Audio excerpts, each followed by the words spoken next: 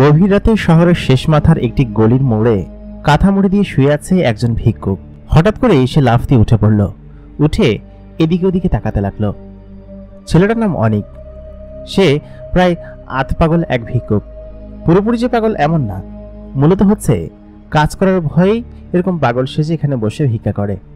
সব মিলিয়ে সে চাইলে আধুনিক একটা জীবনযাপন করতে পারে, তবে ছোটবেলা থেকেই তার এখানে থেকে এরকম ভাবে অভ্যাস। রাস্তায় তার বড় হওয়া এবং এক প্রকার এরকম ভাবে এখানে সে বসবাস করে। তার মুখে বড় বড় লম্বা দাড়ি গোঁফ গজিয়েছে, পরনে ছেঁড়া জামা কাপড়। তার এরকমই যেন অভ্যাস হয়ে উঠেছে। উঠে আশেপাশে তাকালো। তাকিয়ে সে দেখলো পুরো শহর তখন ঘুমন্ত অবস্থায়। সে নিজেও ঘুমিয়েছিল, তবে পাশ দিয়ে বড় একটা ট্রাক অনেক শব্দ করে যাওয়ার কারণে তার ঘুম ভেঙে গেল। সে তখন উঠে বসে রইল। তার হয়তো এই জীবনটা আর ভালো লাগে না। সে উঠে সেখানে বসে রইল, এদিকে ওদিকে তাকাচ্ছিল। তারপর উঠে খানিকটা হাঁটতে শুরু করলো। তার পরনে সে জীর্ণশীর্ণ পোশাক এবং মলিন চেহারা বুঝিয়ে দেয় যে সময়ের তুলনায় সে নিজে কতটা অসহায় বা সে কতটা গরিবী জীবনযাপন করে। সব মিলিয়ে এই জীবনটা সে নিজে থেকে বেছে নেয়নি। জীবনটা তাকে হয়তো এই পৃথিবীর নিয়মকানুন এবং সমস্ত কিছুই দিয়েছে। সে চেয়েছিল ছোটবেলা থেকে পড়াশোনা করতে, তবে অর্থ সংকট এবং নানান টানপোড়েনের কারণে তারা সেটা করা হয়ে ওঠেনি, যার কারণে সে এখানে বসে বাকি অন্যান্য সবার মতে ভিক্ষাবৃত্তি করে। সে আচমকা যখন হাঁটছিল, পেছন থেকে খুব দ্রুত গতিতে একটা অদ্ভুত জাতীয় প্রাণীকে দৌড়ে তার দিকে আসতে দেখল। সে খেয়াল করলো প্রাণীটি খুব দ্রুত গতিতে তার দিকে এগিয়ে আসছে। তার পেছনে বেশ কয়েকটা কুকুর লেগেছে। কুকুরগুলো এখানকারই, অনেককে খুব ভালোভাবে চেনে। কুকুরগুলো একটা সুন্দর দেখতে বিড়ালকে তাড়া করে তার দিকে এগিয়ে নিয়ে আসছে। বিড়ালটা এক লাফ দিয়ে অনেকের গায়ের উপর দিয়ে বেয়ে ফাল দিয়ে নিচের দিকে চলে গেল। কুকুরগুলো অনেককে দেখে সেখানে দাঁড়িয়ে পড়ল। বিড়ালটা তার উপরে যখন উঠেছিল তখন বিড়ালটাকে সে স্পষ্ট দেখতে পেয়েছে। আচমকা বিড়ালের শরীর কেমন যেন পরিবর্তন হয়ে যাচ্ছিল এবং বিড়ালের গায়ে ছিল একটা অদ্ভুত সুঘ্রাণ। অনেক মনে মনে ভাবল, এরকম সুদর্শন এবং সুন্দর বিড়াল শুধুমাত্র বড়লোকদের কাছেই থাকে, মাঝে মধ্যে সে দেখে। তবে এই বিড়ালটা এই গলির ভিতরে কি করছে? সম্ভবত হারিয়ে গিয়েছে। অনেক পেছন দিকে তাকাতে খেয়াল করলো বিড়ালটা তার পেছনে এসে তার দিকে আর চোখ করে তাকিয়েছে। অনেক বিড়ালটার দিকে এক দৃষ্টিতে তাকিয়ে আছে, আর বিড়ালটাও তার দিকে একভাবে তাকিয়ে রয়েছে। ওদিকে অনেক সামনের দিকে তাকিয়ে কুকুরগুলোকে সেখান থেকে তাড়িয়ে দিল এবং কুকুরগুলো সেখান থেকে চলেও গেল। বিড়ালটা খানিকটা দূরে গিয়ে অন্ধকারে মিলনের আগেই অনেককে তাকিয়ে দেখে সে তারপর সেখান থেকে চলে গেল। অনেকের হাতে খানিকটা আঘাত লেগেছে, একটা আঁচড় লেগেছে। বিড়ালটা যখন তার গায়ের উপর দিয়ে যাচ্ছিল তখনই একটা আঁচড়ে তার হাতের বেশ খানিকটা অংশ কেটে ছিঁড়ে গিয়েছে এবং সেখানে নিশ্চয়ই ভ্যাকসিন লাগাতে হবে, না হলে তার জলাতঙ্ক হবে। সে খুব নির্ঘাত বুঝতে পারছে। সে দেখলো বেশ খানিকটা রক্তও পড়েছে। এখন ঘুম থেকে তার ওঠা হয়নি, সেটাই সে ভেবে কুলাতে পারছে না। তারপর অনেক তার নিজের যে বিছানা ছিল রাস্তার পাশে একটা জীর্ণশীর্ণ ময়লা চাদর গায়ে দিয়ে ঘুমায়। তখন সে সেটা টেনে আবার ঘুমিয়ে পড়ল। পরের দিন সকালবেলা উঠে অনেক যখন ভিক্ষা করতে বসলো, সে তার হাতের দিকে খেয়াল করতে ভুলেই গেল। সে মনে মনে ভাবলো যে আজকে একটু ভোর হলে বা বেলা হলেই সে হাসপাতালে গিয়ে ভ্যাকসিন নিয়ে আসবে। সরকারি হাসপাতালে এগুলো ফ্রিতে দেয়। অনেক সমস্ত কিছুই বোঝে, সবকিছুই জানে, তবে এই দুনিয়ার সঙ্গে তার লড়াই করতে ভালো লাগে না। কারণ ছোটবেলা থেকেই তার যে অভ্যাস হয়ে গিয়েছে, এই জন্য তার ভিক্ষাবৃত্তি করতেই ভালো লাগে এবং চেয়ে চিন্তেই সেরকম ভাবে খায়। তারপর সে হাতের দিকে আচমকা তাকালো। তাকিয়ে দেখলো তার হাতে গতকালকে রাত্রেবেলা যে অংশ কেটে গিয়েছিল সেই অংশের সেই কাটা দাগটা একদমই নেই। কাটা দাগটা যেন মিলিয়ে গিয়েছে। অনেক কোনো কিছু বুঝতেই পারছিল না। সে ভালোভাবে তার হাতটা দেখতে লাগলো, অথচ গতকালকেই আশ্চর্য তো, সে যে জামাটা পরেছিল সেই জামায় রক্তের ছাপ রয়েছে, তবে হাতে কোনো কাটার চিহ্ন নেই। কাটার চিহ্নটা মুহূর্তের ভিতরে গায়েব হয়ে গিয়েছে। অনেক কোনো কিছু বুঝতে পারলো না। যাই হোক, সে সারা রাত এরকম ভাবে ব্যথা নিয়ে কাটিয়েছে, কিন্তু সকালবেলা উঠে সে তার হাতে কাটা চিহ্ন অথবা ব্যথা কোনোটাই দেখতে পেল না। এটা দেখে সে কিঞ্চিত চিন্তিত হলেও তার সেই চিন্তার ছাপ কিছুক্ষণ পরে কেটে গেল। সে সাধারণত এদিকে এদিকে এরকম ভাবে বেড়ায়। দুপুরবেলা খাওয়া দাওয়া শেষ করে সে একটা আরামের ঘুম দিল। তারপর রাত গভীর পর্যন্ত সে সেখানে বসে রইল। রাত্রেবেলা খাবার খেতে যাবে, ঠিক তখনই আচমকা উঠে দেখে গেছে তার পাশে একটা প্যাকেট রাখা। প্যাকেটটা এক ধরনের কাঠ এবং কাগজ দিয়ে মোড়ানো। অনেক সঙ্গে সঙ্গে প্যাকেটটা খুললো। খুলে দেখলো তার ভেতরে গরম খাবার রয়েছে। অনেক কিছু বুঝে উঠতে পারলো না তাকে আবার খাবার কি দিয়ে গেল। তখন মনে মনে ভাবলো হয়তো কোনো সহৃদয়বান ব্যক্তি তাকে খাবার দিয়ে গিয়েছে। অনেক সেগুলো খেতে শুরু করলো। খাওয়া দাওয়া শেষ করে সে ঘুমিয়ে পড়লো। পরের দিন সকালবেলা তার যখন ঘুম ভাঙলো, সে আবার খেয়াল করলো ঠিক একই রকমের একটি প্যাকেট তার বিছানা বা সেখানে সে ঘুমায় তার পাশে রাখা। অনেক হতভম্ব হয়ে গেল, এরকমটা কি দিয়ে যাচ্ছে। একবার দিয়ে যায় সেটা ভিন্ন কথা, এরকমটা তার সঙ্গে নতুন ঘটেনি, এর আগেও হয়েছে, তবে এরকম ভাবে কে দিয়ে গেল সেটা অনেকের মাথায় ঢুকছে না। যাই হোক, সে প্যাকেটটা খুলতে দেখলো বেশ দামি খাবার রয়েছে, মাছ, মাংস, ভাত, তরকারি, এই সমস্ত কিছু দেখে মনে হচ্ছে বেশ ভালো হাতের রান্না। পরপর 2 বেলা খাবার আসতে দেখে অনেকের মনে একটু সন্দেহ জাগলো। সে বুঝতে পারছে না এরকম খাবার তাকে কে দিয়ে যাচ্ছে, তবে বেশ দামি খাবার। যাই হোক, অনেক সারাদিন ওরকম ভাবে কাটালো। রাত্রেবেলা সে ভাবলো আজকে একটু শহরের বাইরের দিকে যাবে, মানে তার গ্রামের বাড়ির দিকে। সে সেরকম ভাবেই শহরের শেষ মাথার দিকে এসে হাঁটতে শুরু করলো। এখান থেকে তার গ্রামের বাড়ি খুব বেশি দূরে না, যার কারণে সে হেঁটে গ্রামের বাড়ির দিকে যেতে শুরু করলো। গ্রামের বাড়িতে কেউ থাকে না, মূলত সে মাঝে মধ্যে সেদিকে যায়। আচমকা পেছন থেকে একটা ডাক সে শুনতে পেল। একজন লোক তাকে পেছন থেকে ডাকছে। লোকটার পরনে জুব্বা এবং সেই সাথে মাথায় পাগড়ি দেওয়া। লোকটি তাকে কাছে ডাকার পর সে পেছন দিকে তাকিয়ে খেয়াল করলো লোকটির মুখে কিরকম একটা অদ্ভুত ছায়া আর কি। তার মুখ ঠিকঠাক মতো দেখা যাচ্ছে না, মানে তাকে একদম ছায়ামূর্তির মতো লাগছে। অন্ধকারে অনেক ঠিক মতো তাকে বুঝতে পারছে না। লোকটি তখন বলল, আপনার নাম কি অনিক? অনিক বলল, হ্যাঁ। আপনি কে? লোকটি কোনো কিছু বলার আগেই অনিকের হাতটা শক্ত করে চেপে ধরল। তারপর তাকে বলল, আপনি আমার সঙ্গে চলুন। অনেক অনেক জোরে ছোটাছুটি করেও কোনোভাবে সেখান থেকে যেন বের হতে পারছিল না। সে তখন জিজ্ঞেস করলো যে আপনি কে এবং আপনি আমাকে নিয়ে কোথায় যাচ্ছেন, আমাকে ছেড়ে দিন। লোকটি অনেকের হাত ধরে খুব দ্রুত গতিতে যেতে শুরু করলো। অনেক বারবার চেষ্টা করেও তার হাত থেকে ছোটাছুটি করেও রেহাই পেল না। লোকটি কেমন যেন বাতাসের গতিতে ছুটছিল। চারিদিকে অনেক কোনো কিছু দেখতে না পেরে সে সেখানে অচেতন হয়ে পড়ল এবং আচমকা এরকম একটা ঘটনা তার সঙ্গে ঘটবে সেটা সে কোনোভাবে ভেবে উঠতে পারেনি। অনেকই একদম অচেতন হয়ে তারপর তার সঙ্গে কি হয়েছে সে বলতে পারবে না। পরের দিন যখন অনেকের ঘুম ভাঙল, সে খেয়াল করলো সে একটা আটকা বন্দি রুমের ভিতরে শুয়ে আছে। রুমটা বেশ খানিকটা অন্ধকার, তবে রুমের পরিবেশ বেশ ভালো দেখেই বোঝা যাচ্ছে। একটা মিষ্টি সুঘ্রাণ রুমের ভিতর থেকে বেরিয়ে আসছে এবং খুব ডিম জাতীয় একটা আলো রুমের ভিতরে জ্বালানো, সেই সাথে পর্দা দিয়ে জানালাগুলো ঢাকা। রবিন সঙ্গে সঙ্গে পর্দাটা সরালো। পর্দা সরানোর সঙ্গে সঙ্গে রবিন বাইরে খেয়াল করলো বেশ বিরাট আকৃতির বড় বড় গাছ রয়েছে এবং সেই গাছের উপর কোনো মানুষ আকৃতির কেউ একজন বসে আছে। তারপর সে সেখান থেকে প্রজাপতির মধ্যে উড়ে অন্য একটা ডালে গিয়ে বসলো। রবিন ভালো মতো খেয়াল করে দেখলো যে আসলেই এখানে শুধুমাত্র একজন নয়, আরো অনেকেই আছে এবং সকলেই এই ডাল থেকে ওই ডালে ওড়াউড়ি করছে। অনেক তখন আশেপাশে তাকিয়ে চমকে গেল। ঠিক সেই মুহূর্তে পেছন থেকে একজন এসে তখন তাকে বলল, আপনি উঠেছেন? লোকটিকে দেখে অনেক পেছনে তাকালো। তারপর তাকে দেখে বলল, আপনি কে এবং আমাকে এখানে কেন নিয়ে আসা হয়েছে, আপনারা কারা? লোকটি অনেককে বলল, আপনি সামনে এসে বসুন, আপনাকে সমস্ত কিছু জানানো হবে। লোকটির পেছন পেছন একজন লোক প্রবেশ করলো। তার হাতে ধারালো অস্ত্র রয়েছে এবং সে অনেকের দিকে তেড়ে যেতেই অনেক তখন পিছিয়ে আরেকটু দূরে গিয়ে বলল, খবরদার আমার কাছে আসবেন না, আপনারা কারা? সঙ্গে সঙ্গেই দুজন লোক অনেককে চেপে ধরল, কিন্তু যে দুজন লোক অনেকে চেপে ধরেছে সেই দুজন লোককে অনেক দেখতে পাচ্ছে না, তারা অদৃশ্য হয়ে আছে। আশ্চর্য হয়ে সে এদিকে ওদিকে তাকাতে লাগলো। লোকটি চাকু নিয়ে তার কাছে এসে তার চুলদাড়িগুলো একে একে কাটতে শুরু করলো। যে লোকটি তার চুলদাড়িগুলো কাটছে সেও প্রায় অনেকটা অদৃশ্যর মতোই। অনেক একদম চোখ বড় বড় করে সেগুলো দেখতে লাগলো। তবে অনেক ততক্ষণে বুঝতে পেরে গিয়েছে যে তার চুলদাড়ি কাটার জন্য মূলত লোকটা এখানে এসেছে। তারপর তাকে নিয়ে একটা পুকুর টাইপের জায়গায় বসানো হলো। তারপর কয়েকজন অদৃশ্য হাত তার মাথায় পানি ঢালতে শুরু করলো এবং তার শরীরের সমস্ত কিছু পরিষ্কার করতে লাগলো। তারপর তাকে নতুন এক সেট জামা পরিয়ে দেওয়া হলো। অনেককে দেখতে এখন অনেক সুদর্শন এবং স্মার্ট লাগছে। অনেক ততক্ষণেও বুঝতে পারেনি যে তার সঙ্গে কি আছে এবং সে এখন কোথায় আছে। অনেক যে পুকুর পাড়ে বসে আছে, তার সামনে একটা আয়না এনে ধরা হলো। আয়নাটায় সে নিজেকে দেখেই নিজেকে চিনতে পারছে না, কারণ এরকম সুদর্শন এবং দামি জামা কাপড় পরার পরে তাকে এরকম সুন্দর লাগবে সে কখনো ভাবতে পারেনি। অনেক ছোটবেলা থেকেই এই পথেই বড় হয়েছে এবং তার পথেই যেন তার ঘর ছিল। তবে আজকে আচমকা তাকে এরকমভাবে ধরে চুলদাড়ি কেটে দিয়ে গোসল করিয়ে এরকমভাবে তার সামনে আয়না রেখে দেওয়ার পর সে নিজেকে দেখে চিনতেই পারছে না। সে তখন তার চেহারায় হাত দিল। সে মনে মনে ভাবলো এটা কি তার চেহারা, এবং তাকে দেখতে তো বেশ ভালোই লাগছে।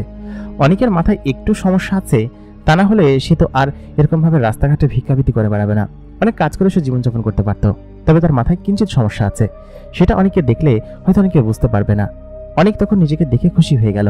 তারপর অনেক তাদের কাছে জিজ্ঞেস করলো যে আপনারা কারা এবং আমাকে কেন এখানে নিয়ে এসেছেন। একজন লোক ভিতর থেকে বাইরে বেরিয়ে আসলো। লোকটার উচ্চতা প্রায় 6 থেকে 7 ফুট হবে। তার পরনে এক ধরনের সাদা পাঞ্জাবি জাতীয় জামা এবং মাথায় এক ধরনের মুকুট পরা। লোকটি অনেকের কাছে এগিয়ে এসে বলল, তুমি আমাদের এখানে থাকো কয়েকদিন। এখানে থাকলে তুমি আশা করি সুস্থ হয়ে যাবে, এবং তুমি আমাদের যে উপকার করেছো তার প্রতিদিন আমি তোমাদেরকে দিতে চাই। অনেক তখন বললো, আমি কি করেছি? লোকটি তখন বলল, সেটা আস্তে আস্তে থাকলেই জানতে পারবে। এখন তুমি আমাদের এইখানকার সমস্ত কিছুর মজা নাও, এবং তোমার যা কিছু প্রয়োজন তুমি এই লোকটাকে বলবে, ঠিক আছে? তখন অনেক জিজ্ঞেস করলো, এটা কোন জায়গা এবং আমি কোথায় আছি? তখন সেই মুরব্বী লোকটা বললেন, এটা জিনেদের নগরী। এখানে আমরা বসবাস করি এবং আমরা সকলে জিন। আমি আশা করি তুমি আমাদেরকে ভয় পাবে না। অনেক তখন বলল, না সত্যি আমি আপনাদেরকে ভয় পাচ্ছি না, তবে আমার জীবনে জিন দেখার অনেক শখ ছিল, আজকে সেটা দেখে ফেললাম। তবে আপনাদেরকে দেখতে চাই মানুষের মতো। জিন লোকটি তখন বলল যে আমাদেরকে দেখতেই মানুষের মতোই, কারণ আমরা এখন মানুষের বেশ ধরে আছি, আমরা চাইলে যে কোনো বেশ ধরতে পারি। অনেকে আবার জিজ্ঞেস করলো, তাহলে আমাকে কেন এখানে নিয়ে আসা হয়েছে এবং আমি এখানে কিসের জন্য? আমি কি কোনো অপরাধ করেছি? জিন লোকটি বলল, না, বরঞ্চ উপকার করেছ। ঠিক সঙ্গে সঙ্গে সেখানে খুব সুন্দর দেখতে একটা মেয়ে এসে উপস্থিত হলো। অনেকে মেয়েটাকে দেখে তার দিকে হা করে তাকিয়ে আছে। তখন সে জিন লোকটি বলল, এটা হচ্ছে আমার মেয়ে।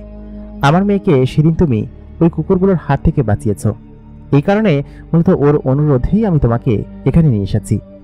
ওকে যখন তুমি সেখান থেকে বাঁচালে, তারপর ও এসে আমাকে সমস্ত ঘটনা বলেছে, এবং আমার জিনের দল তোমাকে গিয়ে খোঁজ খবর করেছে এবং দেখেছে যে তুমি খুবই দুর্বিষহ জীবন কাটাচ্ছ। এই কারণে মূলত তোমাকে আমি এখানে নিয়ে এসেছি, এবং আশা করি কিছুদিন এখানে থাকার পর তুমি সুস্থ এবং স্বাভাবিক জীবনে ফিরে যেতে পারবে, এবং যা যা করা লাগে সেই সমস্ত কিছুই আমি তোমার জন্য করব। অনেক তখন বুঝতে পারলো যে তার ভাগ্য খুলে গিয়েছে, এবং এখন থেকে তাকে আর ভিক্ষাবৃত্তি করা লাগবে না, কারণ এগুলো ছাড়া তার এই জালিম দুনিয়ায় আর কোনো কিছু করার ছিল না। যার কারণে চুপচাপ বসে সে ভিক্ষাবৃত্তি করত এবং এক প্রকার নাটক করে সেগুলো করতো টাকা রোজগার করার জন্য। এটা ছাড়া তার কাছে আর কোনো উপায় ছিল না। অনেক সেখানে বলল কি, আচ্ছা ঠিক আছে, আমি তাহলে এখানে থাকবো আজকে থেকে, এবং আমি আপনাদেরকে হেল্প করতে পেরে বেশ আনন্দ অনুভব করছি। তখন সে জিন লোকটা অনেককে তার রুমের ভিতরে নিয়ে যাওয়া হলো। সেখানে নিয়ে অনেককে বসতে দিল। বিশাল এক টেবিলের উপর থরে থরে এক এক সমস্ত খাবার উড়ে এসে অনেকের খাবার টেবিলের সামনে বসতে পড়তে লাগলো আর কি। খাবারগুলোকে ধরে আনছিল না, একা একাই উড়ে আসছিল। তখন সে পাশে থাকা জিনটাকে জিজ্ঞেস করলো, খাবারগুলো এরকমভাবে আসছে কিভাবে? জিনটা তখন বলল, আমাদের এই দুনিয়ায় সবকিছুই এরকম, আমরা ইশারায় সমস্ত কিছু করতে পারি, এবং এটা ইশারা দিয়েই হচ্ছে। পানির গ্লাস অনেকের সামনে এসে বসে পড়ল, এবং অনেক এত খাবার একসঙ্গে দেখে সে সঙ্গী সত্যি একদম বিবাহিত হয়ে গেল এবং খেতে শুরু করলো। এক প্রকার অনেক খেতে খেতে তার পেট প্রায় একদম ভরেই ফেলল। সে উন্মাদের মতো সমস্ত খাবারগুলো নিয়ে খাচ্ছিল। তার খাবার যখন শেষ হলো, এক গ্লাস শরবত বা দুধ জাতীয় কোনো কিছু তার কাছে উড়ে আসলো, এবং অনেক সেটুকুও খুব আস্তে আস্তে খেয়ে ফেলল। জিন লোকটি তখন ইশারা দিতেই কয়েকজন জিন সেখানে এসে থালাগুলো নিয়ে গেলেন, এবং নিয়ে যাওয়ার পর সে জিনটা বললেন, ঠিক আছে, আপনি এখন বিশ্রাম করেন, আমরা আবার পরে আসবো। যদি কোনো কিছুর প্রয়োজন হয় আপনি শুধুমাত্র আওয়াজ দিবেন। আপনার ঘরের বাইরে বেশ কয়েকজন জিন আপনার পাহারায় থাকবে। অনেক তখন বলল যে আচ্ছা ঠিক আছে। লোকগুলো চলে যাওয়ার সঙ্গে অনেক নাচতে শুরু করলো। তার ভিক্ষাবৃত্তির জীবন থেকে সে এখন আধুনিক জীবনে হয়তো পা দিয়েছে, তবে এটা কতদিন থাকবে অনেক জানে না। অনেকের বেশ ভালোই লাগছে। হঠাৎ করে বড়লোক হতে কার না ভালো লাগে, তবে এইসব জিনিস অনেকের কেমন যেন স্যুট করছে না। সে সারা জীবনে একটা অন্যরকম জীবন কাটিয়েছে। তার গায়ের যেসব দামি পোশাক ছিল সেই পোশাকটা সে সঙ্গে সঙ্গে খুলে ফেললো। খুলে শুধুমাত্র একটা গেঞ্জি পরে সে সেখানে বসে আছে। আর এই সমস্ত আধুনিক এবং দামি জিনিসও তার কাছে কেমন যেন লাগছে। অনেক সেখানে থাকতে শুরু করলো। 2-3 দিন থাকার পর সে খানিকটা অভ্যস্ত হলো, তবে পুরোপুরি না। সে যেহেতু এতদিন রাস্তায় ঘুমিয়ে এসেছে, শুধু নরম বিছানায় তার ঘুম হলো না। সে নিচে সেই গালিচার উপর মাটিতেই ঘুমালো, এবং প্রত্যেকদিন সকালবেলা উঠে এখানকার যেসব দাস জিন আছে তারা এসে দেখলো অনেক নিচেই ঘুমাচ্ছে। যাক, তাকে কোনো নিষেধ করা হলো না। 3-4 দিন মাঝখানে এরকমভাবে কেটে গেল। সে একে একে সমস্ত কিছু জিনিস দেখতে লাগলো। তার মধ্যে সেই অভ্যাসগুলো এখনো টুকটাক রয়ে গিয়েছে, কারণ সে ছোটবেলা থেকেই এই অভ্যাসগুলো পালন করে আসছে। অনেকে উঠে বাইরে যেতে যাবে, গলির মুখে সেই পরিমেয়েটার সঙ্গে তার দেখা। অনেক একটু সামনে এগিয়ে গিয়েই পরিমেয়েটা তাকে জিজ্ঞেস করলো যে আপনি এখন কেমন আছেন, খানিকটা সুস্থতা অনুভব করছেন? তারপর অনেক বলল আমি তো অসুস্থ ছিলাম না। পরিমেয়েটি তখন বলল আপনি অসুস্থই ছিলেন, আপনার হাতে যে আঁচড় লেগেছিল সেটা অসুস্থতা না, আর তাছাড়া আপনি মানসিকভাবে খানিকটা অসুস্থ।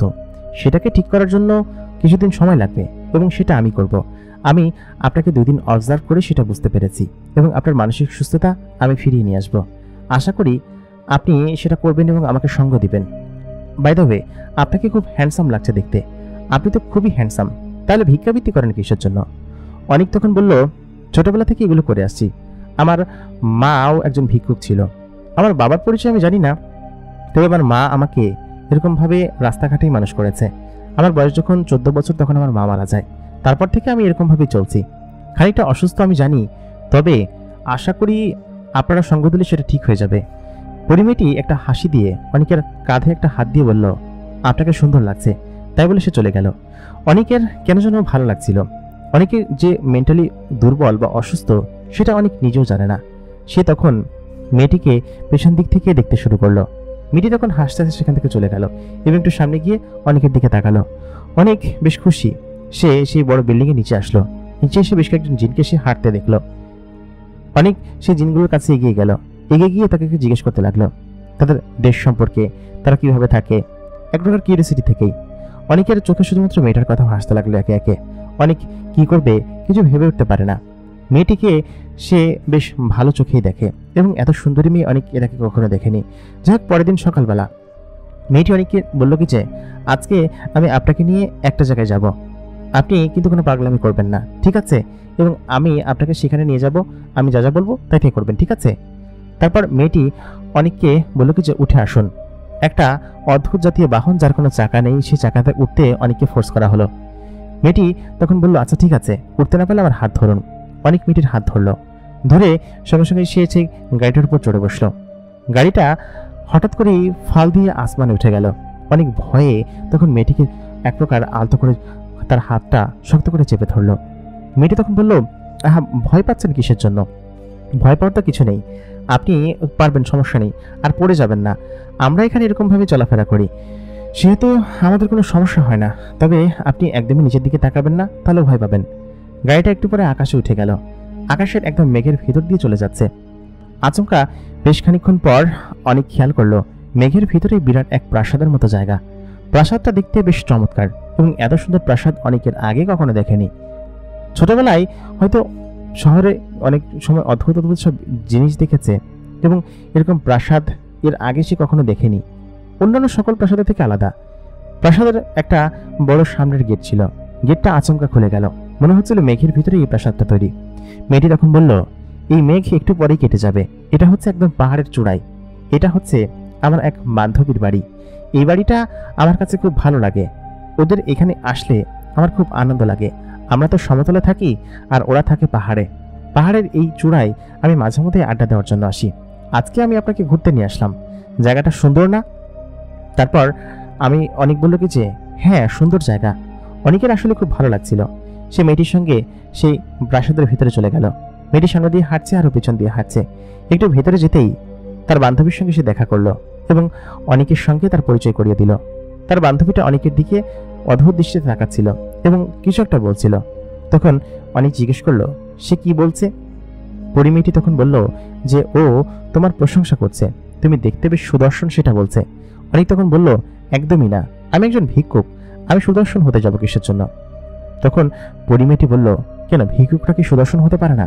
তোমাকে তো আমার খুব ভালো লাগে এবং শুরুতে ভেবেছিলাম তুমি কেমন না কেমন হবে, কিন্তু তুমি যে এত হ্যান্ডসাম সেটা আমি তোমাকে গোসল করানো এবং নতুন কাপড় পরানোর পরে বুঝতে পেরেছি। তুমি এরকম থাকো কিসের জন্য? তুমি তো চাইলে খুব সুন্দর জীবনযাপন করতে পারো। অনেক তখন বলল তা পারি, তবে ওই যে ছোটবেলা থেকে অভ্যাস, তবে এই কয়েকদিন এখানে থেকে আমার অভ্যাস মোটামুটি কেটেছে এবং আমি খানিকটা সুস্থতা অনুভব করছি। আমার মনের মধ্যে থেকে সেই অদ্ভুত চিন্তাগুলো কেটেছে। পরিমেয়েটি তখন বলতে লাগলো আপনি একদম ঠিক ধরেছেন, শুনুন, আপনি এখন থেকে এসব বিষয়ে একদম চিন্তা করবেন না। আপনি চিন্তা করবেন ভালো জীবনযাপন কিভাবে করা যায়, সুন্দর সম্মান নিয়ে কিভাবে বাঁচা যায়, সেটাই আপনার জন্য ভালো হবে এবং আমি সেটা প্রেফার করি। মেয়েটি খুব সুন্দর করে অনেককে বোঝাতে লাগলো। তারপর অনেক সেখান থেকে বারান্দায় গিয়ে দাঁড়ালো।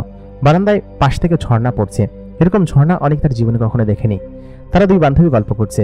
বেশ খানিক্ষণ পর পরিমেয়েটি অনেককে এসে বলল, আচ্ছা শোনো, আমরা দুজন বাগানে যাচ্ছি, তুমি কি আমাদের সঙ্গে যাবে? সামনে একটা ফুলের বাগান আছে, ওর বাগান খুব সুন্দর করে করা।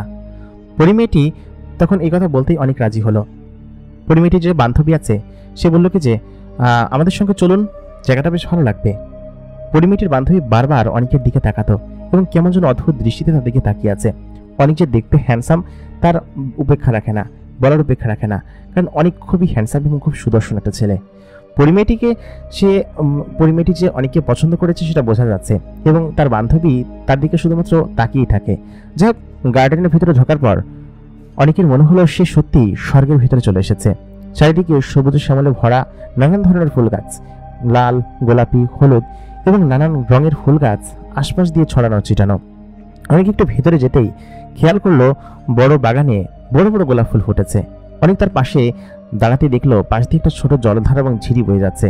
সেটাই অনেকের নজর কাড়লো। সে সেখানে বসলো। তার সেই মেয়েটি এবং তার বান্ধবী পাশে বসে গল্প করছিল। বেশ খানিক্ষণ পর তারা সেখানে গল্প করার পরে পরিমেয়েটি বলল, চলো আমরা আজকে চলে যাই, এবং তার কাছ থেকে বিদায় নিল। যাওয়ার সময় পরিমেয়েটির বান্ধবী তার হাতটা ধরে হ্যান্ডশেক করলো। কেমন যেন লাগছিল অনেকের কাছে, কারণ কেমন আর চোখে এবং অদ্ভুতভাবে তাকে এক ধরনের একটা সিগন্যাল দিল হাতের মধ্যে। সেটা দেখে অনেক তখন কি বলবে কিছু ভেবে উঠতে পারছিল না। তারপর আসা পথে পরিমেয়েটিকে সে বলল, আপনার বান্ধবীর জন্য কেমন? সে আমাকে বারবার কিরকম যেন অদ্ভুত ইশারা দিচ্ছিল, আর আসার সময় আমার হাত ধরে সে একটা খোঁচা দিয়েছে হাতে। সঙ্গে সঙ্গে পরিমেয়েটি বলল, ও সম্ভবত তোমাকে পছন্দ করেছে, তুমি যে দেখতে সুদর্শন এই জন্য। আমি বললাম, ধরো এমনটা কি হয় নাকি? একথা বলতেই পরিমেয়েটি আবার বলল, আচ্ছা ঠিক আছে, তুমি সুদর্শন না, এবার ঠিক আছে? অনেক তখন বলল, হ্যাঁ ঠিক আছে। তারপর তাকে আবার বাসায় নিয়ে যাওয়া হলো।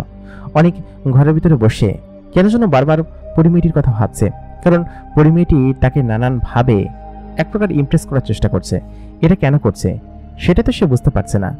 অদ্ভুতভাবে সে আচমকাভাবে ওদিনকে জিজ্ঞেস করবে সেটা সে চিন্তা করলো। পরের দিন সকাল হতেই খাবার খেয়ে সে চলে গেল পাশের প্রাসাদে, যে প্রাসাদে এইখানকার রাজকন্যা মানে এই পরীটা থাকে। সে ভেতরে ঢুকতে গেলে কয়েকজন জিন তাকে আটকে দিল।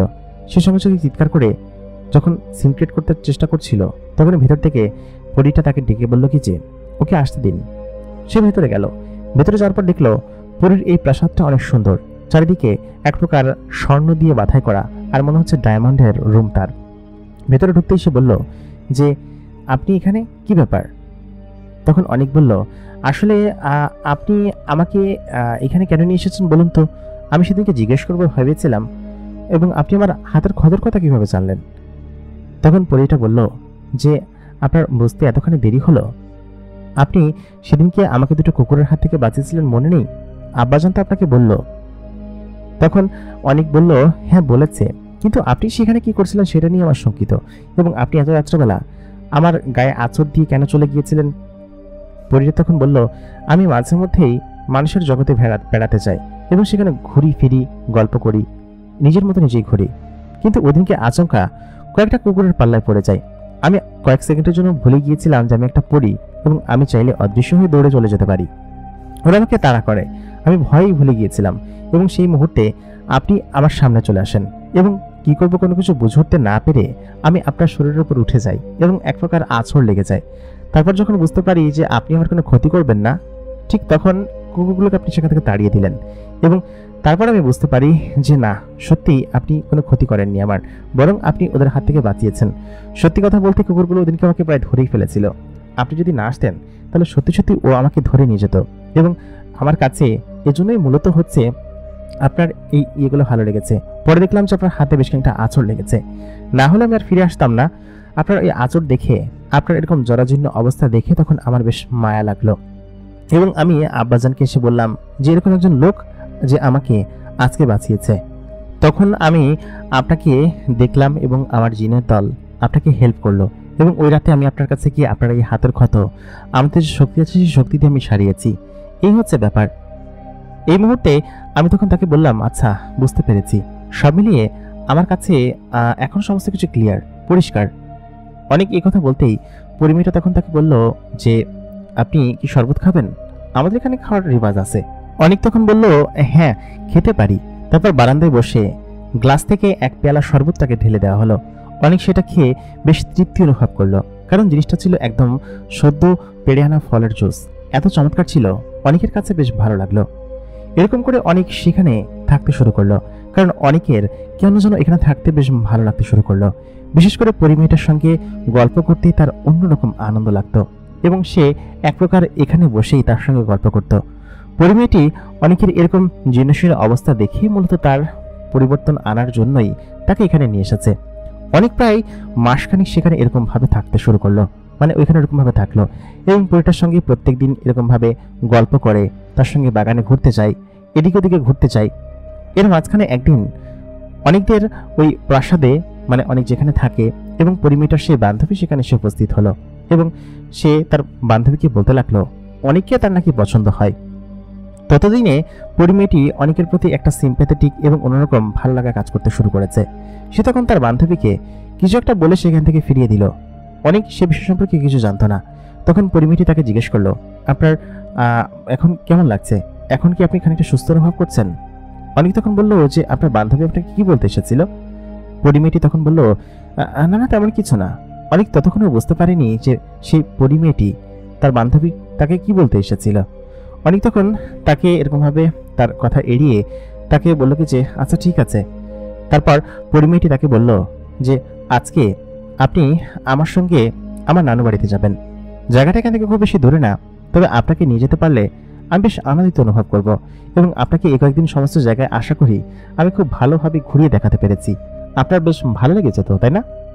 অনেক বলল হ্যাঁ আমার বেশ ভালো লেগেছে। মাসখানিক অনেক এখানে থেকেছে, ফিরেছে এবং সমস্ত কিছু করেছে।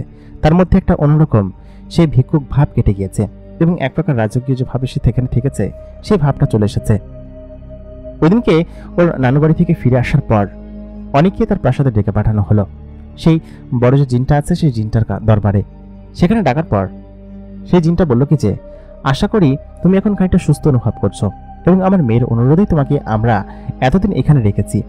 সাধারণত কোনো মানুষকে আমাদের এই জগতে আমরা নিয়ে আসি না, আর যদি নিয়ে আসি তাহলে শাস্তিস্বরূপ তাদেরকে কারাগারে রেখে দেই। তুমি হয়তো একমাত্র মানুষ যে কিনা আমাদের এখানে এসে এতদিন থেকেছ এবং আমাদের স্বাধীনে থেকেছ। এখন তোমার যাওয়ার সময় হয়ে এসেছে, আশা করি তোমার কোনো আপত্তি নেই।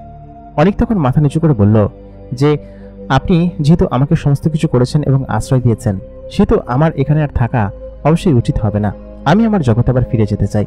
তবে অনেকের এক প্রকার খারাপই লাগছিল, কারণ পরিমেয়টাকে সে এতদিনে প্রায় পছন্দ করে ফেলেছে। প্রায় 20-25 দিন ধরে সে তার সঙ্গে ঘুরছে, এখানে ওখানে বিভিন্ন উপত্যকায় এদিক ওদিকে সমস্ত জায়গায় ঘুরেছে এবং তার প্রতি একটা সিম্প্যাথি তো কাজ করে, একটা অন্যরকম মায়া তার প্রতি কাজ করে। তবে পরিমেয়টি তার জন্য কি অনুভব করে সেটা সে কোনোভাবে বুঝতে যদি পারত তাহলে হয়তো সে এখানেই থেকে যেত, কিন্তু সে সেটা কোনোভাবে ভাবতে পারছে না। পরিমেয়টি সেদিনকে ওইখানে ছিল না। জিনটার কথা শুনে সে তখন বলল আচ্ছা ঠিক আছে, তাহলে আমি আজকেই চলে যাব। লোকটি তখন বলল যে কোনো কিছু মনে করো না, আসলে আমাদেরকে বাধ্য হয়ে তোমাকে দিয়ে আসতে হবে। তবে হ্যাঁ, তুমি যাতে কাজকাম করে খেতে পারো এবং তোমার কোনো অভাব অনটন না হয় সেই সমস্ত ব্যবস্থা আমি তোমার জন্য করে দেব এবং সেটা আমাদের জিনের দল করে দিবে। যাই হোক, জিনগুলো অনেককে একটা গাড়িতে তুললো। গাড়িটা দেখতে একটা জিপ গাড়ির মতো ছিল। অনেকের চোখ বেঁধে দেওয়া হলো। তারপর গাড়িটা চলতে শুরু করলো। অনেকক্ষণ বাদে অনেক খেয়াল করলো তাকে ঠিক যেখান থেকে উঠিয়ে নিয়ে যাওয়া হয়েছিল ঠিক সেখানেই তাকে থাকতে নামিয়ে দিয়ে যাওয়া হলো এবং নামার সময় তার চোখ খুলে একজন জিন বলল কি যে এর ভেতরে কিছু টাকা আছে, এগুলো তোমাদের এখানে চলবে এবং চলতে সাহায্য করবে। এগুলোর কথা তুমি কিন্তু কাউকে বলবে না এবং তুমি এতদিন যেখানে ছিলে সেই বিষয় সম্পর্কে কিন্তু কাউকেই বলবে না, ঠিক আছে? অনেক তখন বলল আচ্ছা ঠিক আছে, কাউকে বলবো না আমি, এবং এটা বলার মতো জিনিসও না। অনেক এখন নিজেকে বেশিটা সুস্থ অনুভব করছে। অনেক যে শারীরিক এবং মানসিকভাবে অনেকটা অসুস্থ ছিল সেটা সে নিজেই এতদিন জানতো না। অনেক তখন তার সে আগের ডেরায় ফিরে গেল, মানে সে যে রাস্তায় ঘুমাতো সেখানে গিয়ে সে বসে আছে। অনেকের আশেপাশে যেসব লোকজন ভিক্ষা করতো তারা অনেককে দেখে তার কাছে ভিক্ষা চাইতে শুরু করলো, কিন্তু তাকে আসলে চিনতে পারেনি। অনেক তখন তাদেরকে বলল কি আমাকে চিনতে পারছেন না? তখন তারা বলল আরে অনেক না। সকলে অনেকের কাছে ঘিরে আসলো, বলল কি যে কি ব্যাপার, এতদিন কই ছিলি, আর তোকে তো চেনাই যাচ্ছে না। অনেক বড়লোক হয়ে গিয়েছিস মনে হচ্ছে। অনেক তখন বলল, হ্যাঁ তা হয়েছি, শেষবারের মতো তোমাদেরকে দেখতে আসলাম। তাই বলে সকলের দিকে অনেক একটা টাকার বান্ডিল এগিয়ে দিল। তাতে কত টাকা ছিল জানো নেই, সেটা এগিয়ে দিয়ে অনেক চলে আসলো সামনের দিকে। একটা প্রসিদ্ধ একটা জায়গায় এসে সে একটা বাড়িতে দেখলো টুলেট লাগানো। সেখানে সে বাড়িটা ভাড়া নিল সেদিনকেই, এবং সেখানে যত কিছু দরকার সে সমস্ত জিনিস এসে সেখানে থাকতে শুরু করলো। সে আধুনিক জীবনে ফিরে এসেছে। তার কাছে এখন এরকম সুন্দর একটা ফ্ল্যাট আছে, অনেক টাকা আছে, সে চাইলেও এখন অনেক কিছু করতে পারে। কিন্তু তার কেন যেন এখানে কোনো কিছুতেই মন টিকছে না। সে একজন ভিক্ষুক থেকে আধুনিক একজন লোক হয়ে উঠেছে শুধুমাত্র সেই জিন দলের কারণে। তবে তার কাছে কেন যেন সেই পরিমেটার কথা বারবার মনে হচ্ছিল। সে এখন কোথায় আছে, ওর কথা কি মনে করছে? প্রায় 2 দিন হয়ে গিয়েছে অনেক এখানে এসেছে, তার নিজের জগতে ফিরে এসেছে। তবে এতদিনে পরিমেটাকে সে খুব বেশি মিস করছে, এবং তার মনে হলো সে সত্যি পরিটাকে ভালোবেসে ফেলেছে। এবং তার সেই সুদর্শন চেহারা, তার সেই হাসি, তার সেই কথা বলার ধরন, সবকিছু মিলিয়ে এই 1 মাসে যেসব মেমোরিজ অনেকের মধ্যে গঠন হয়েছে সেগুলোকে সে যেন কোনোভাবেই ভুলতে পারছে না। তাহলে কি সে সত্যি সত্যি পরিটাকে ভালোবেসে ফেলেছে? আর পরিটা, সে কি তাকে ভালোবাসে? না, এমনটা তো মনে হচ্ছে না। তাহলে সে অবশ্যই আসতো তার কাছে। অনেকের মন খারাপ থাকে সবসময়।